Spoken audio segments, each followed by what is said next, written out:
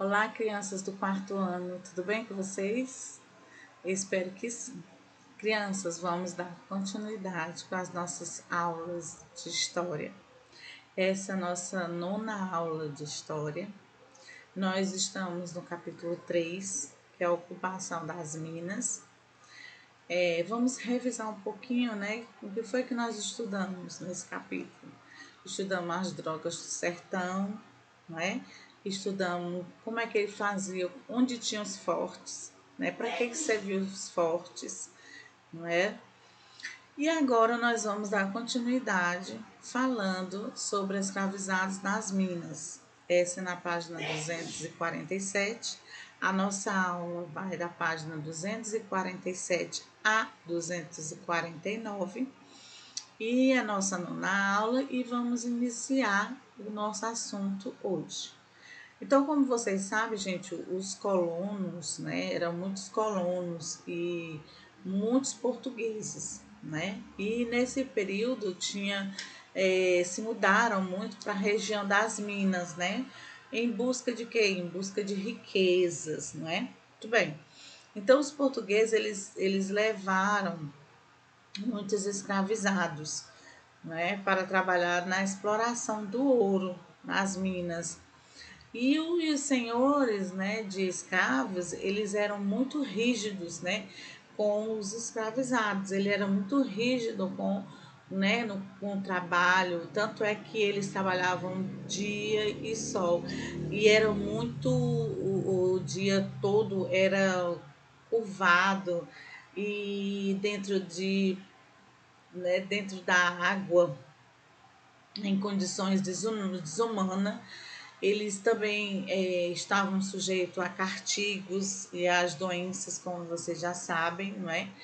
E muitos morriam por esse tratamento, né?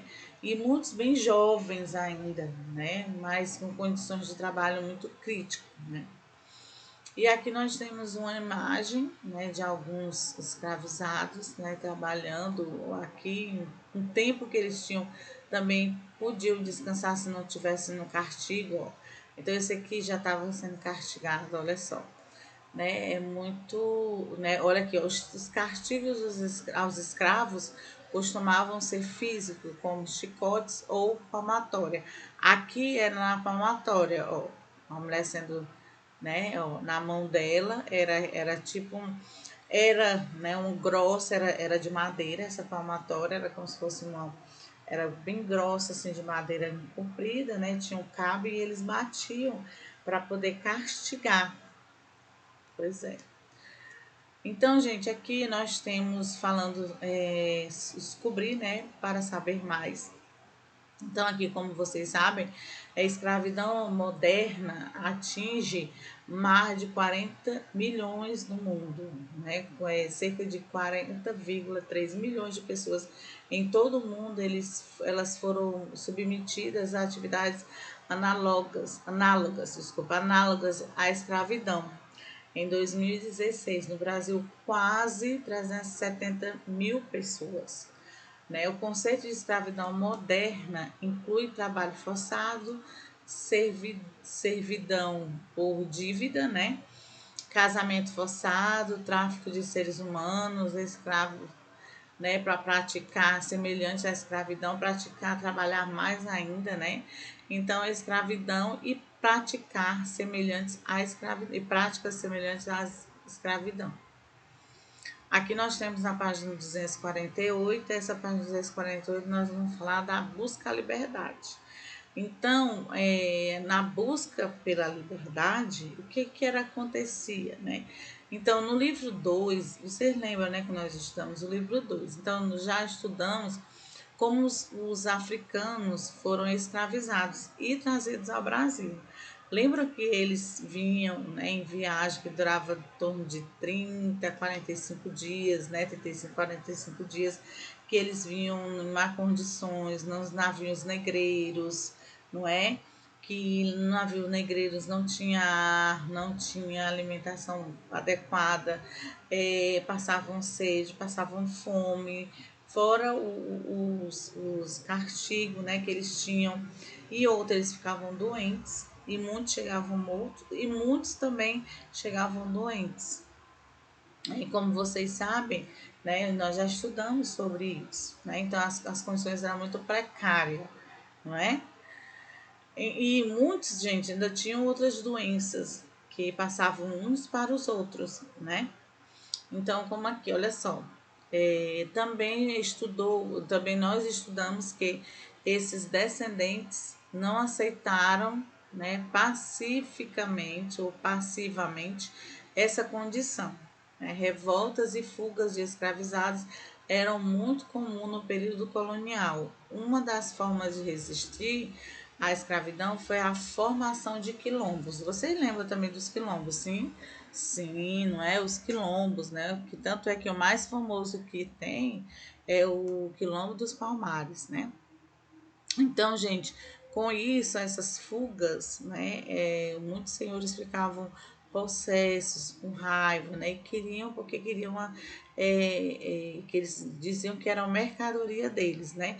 Então eles colocavam, né, os capangas deles para ir atrás dos escravizados, né? Só que como eles sabiam que eles seriam caçados, o que era que eles faziam, né? O pessoal dos quilombos, eles colocavam nos lugares mais distantes, mais sem acesso, mais escondido, né? E era em floresta, era em morros, né? De difícil acesso, né? Para que eles não fossem capturados. Então era assim que começou a surgir os quilombos, né? Por quê? Porque eles queriam ser livres e a única livre que tinha era a fuga, porque ou quando eles ficavam livres, ou porque eles compravam, né, que era difícil, eles tinham uns que juntavam dinheiro para comprar a sua carta de alforria, né? Ou eles ficavam trabalhando, né, até o patrão que muito difícil, né, dava a liberdade, né? E, e era assim, né? A vida foi assim, a vida de muitos escravizados. Então, os quilombos eram comunidades formadas por escravos fugitivos e seus descendentes. Eles costumavam ser construídos em lugares escondidos, como a tia já falou, explicou, não foi? Em floresta, para que os senhores não entrassem, né, não encontrassem. Nos quilombos eram construídas casas, capelas, oficinas e plantações. Muitas bandeiras eram organizadas com o objetivo de encontrar e destruir os quilombos. O que são as bandeiras? São as expedições. Lembra que nós estudamos também? Sim, tinha as expedições bandeira, as expedições que vocês já estudaram, né? Então, os senhores dos escravos tinham medo de que o sucesso dos quilombos incentivassem seus escravos, né, a fugir. Então, eles tinham medo, mas muitos fugiram, não é?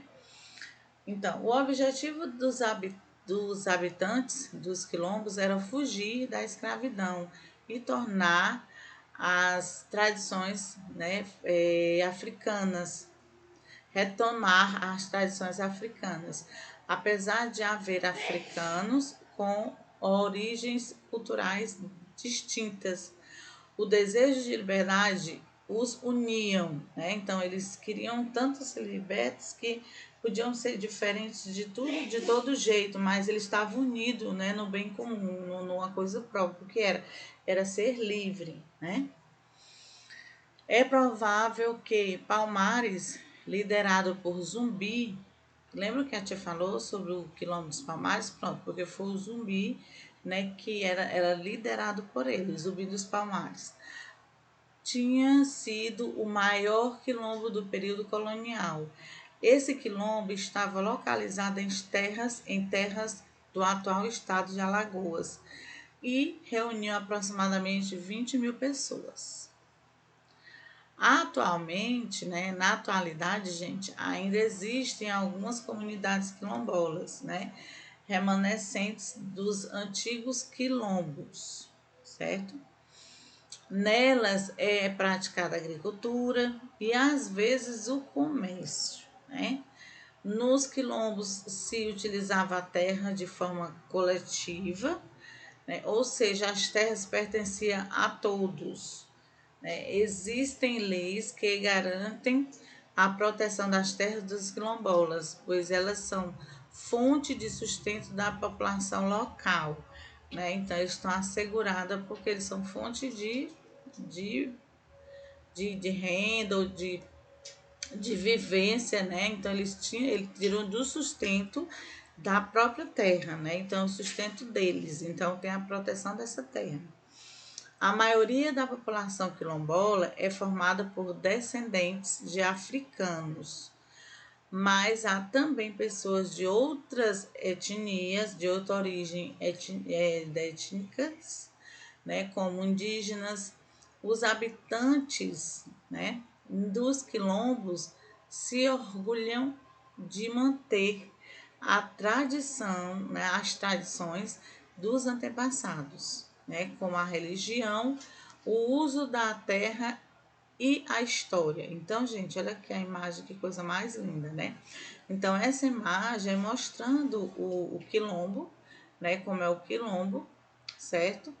E o quilombo, como vocês sabem, é o mais conhecido, foi o quilombo dos Palmares, por ser liderado pelos Zumbi dos Palmares, né? E como vocês viram, o quilombo, ele se sentiu em casa. Por quê? Porque lá tinha capela, lá tinha onde eles plantassem, lá tinha as famílias, né, os amigos, os conhecidos, né, e não só os escravizados, mas também indígenas, né, porque os indígenas também foram escravizados, foram né, explorados, não é? E também vocês viram também que o que unia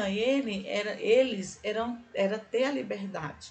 Podiam ser diferentes como fossem, como tem aqui, ó. Apesar de haver africanos com origens culturais distintas, então tinha gente que tinha uma cultura totalmente diferente a do outro. E o que eles queriam, o desejo maior que era a liberdade. Então isso uniu eles, né? Unia eles, certo?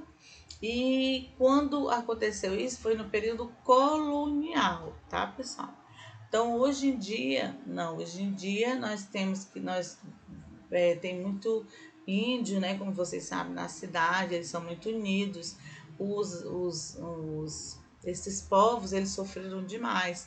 Tanto os indígenas quanto os africanos, né? Que foram escravizados, também sofreram demais, não é?